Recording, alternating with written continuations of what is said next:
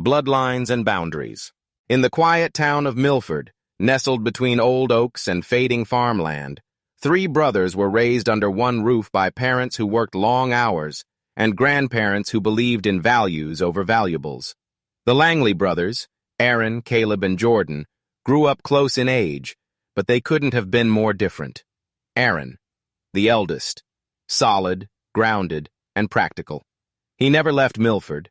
After high school, he passed on college, bought a rundown garage with a small loan from Grandpa Walter, and built it into Langley Auto, the best repair shop in 3 counties. He was a man of community, sponsored Little League, plowed neighbors' driveways, and never raised his prices during hard times. He married his high school sweetheart, raised 2 kids, and quietly carried the weight of everyone's expectations. Caleb, the middle brother, brilliant and driven. He left for Yale and never looked back. After graduation, he worked his way through Wall Street, eventually managing a hedge fund portfolio worth over $100 million. He had a penthouse, tailored suits, and a packed calendar, but little time for home. Still, every Christmas without fail, he came back to Milford with expensive gifts and polite detachment, always looking like he had 1 foot out the door. Jordan, the youngest, charismatic, but lost. He tried a dozen things: community college, landscaping, a music career, real estate, all ending in failure or unfinished ambition. He was the kind of person who told stories about almost making it. He lived on couches, borrowed money often, and wore resentment like armor. Underneath it all, he craved purpose, but couldn't seem to find traction. Walter and Ruth Langley were quiet millionaires. They made their money through farmland, smart investments, and frugal living. Most in town thought they were just another old couple on a dusty property, but their modest lifestyle hid a 7-figure net worth. To the brothers, Walter and Ruth were anchors. Ruth taught them how to bake. Walter taught them how to fix a fence and when to keep their mouths shut. They were the moral compass of the family. Then, illness struck. First Ruth with cancer, then Walter, just weeks later, as if his heart couldn't go on without her.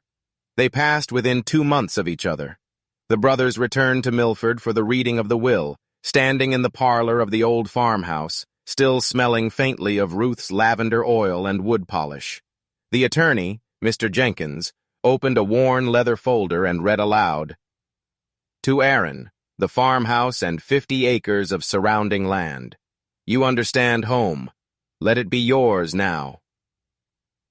To Caleb, a stock portfolio and rare bond collection, valued at nearly $600,000. "You've multiplied everything you've touched.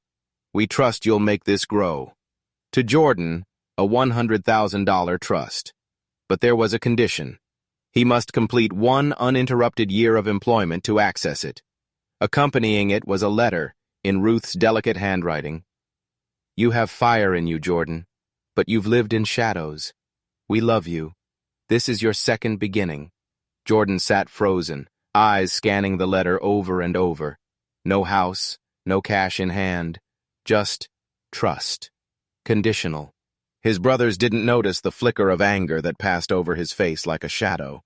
2 weeks after the funeral, Aaron went to the county recorder's office to confirm the title transfer for the farmhouse. But something was off. A document had already been filed, claiming the Langley property had been transferred to Jordan, with a signature that looked eerily like Walter's. Aaron's gut sank. He called Caleb immediately. "I think Jordan forged the deed." "What?" Caleb sounded half amused, half exhausted.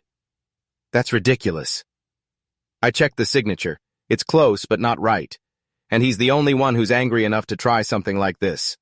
Caleb flew back to Milford.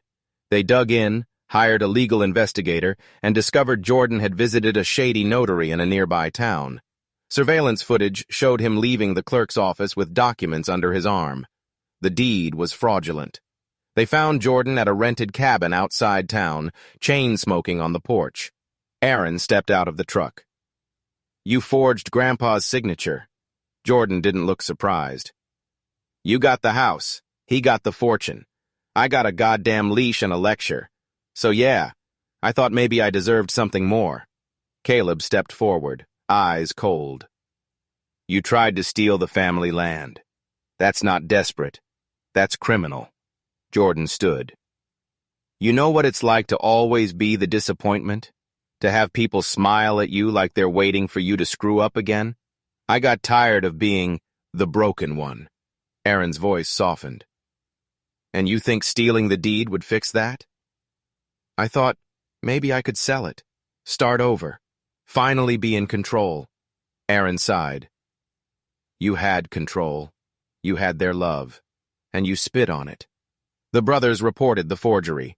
Charges were filed, but Aaron, after a sleepless night, petitioned the court to drop them in exchange for Jordan entering a mandated work and rehab program in Colorado. Caleb used a fraction of his inheritance to cover legal fees and living costs for Jordan's year away. Jordan didn't resist. Before leaving, he stood on the farmhouse porch with Aaron, eyes wet. I'm sorry, he whispered. I was drowning. I thought this was my only shot. Aaron handed him the letter from Ruth again. This is your shot. Don't waste it. 1 year later, a letter arrived at Aaron's shop. It had no return address, but the handwriting was Jordan's.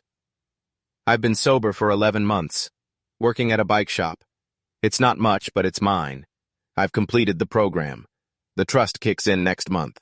I think I'm finally starting to believe what Grandma wrote. Thank you for not giving up on me when I deserved it most. Maybe next year, I'll come home. Jordan.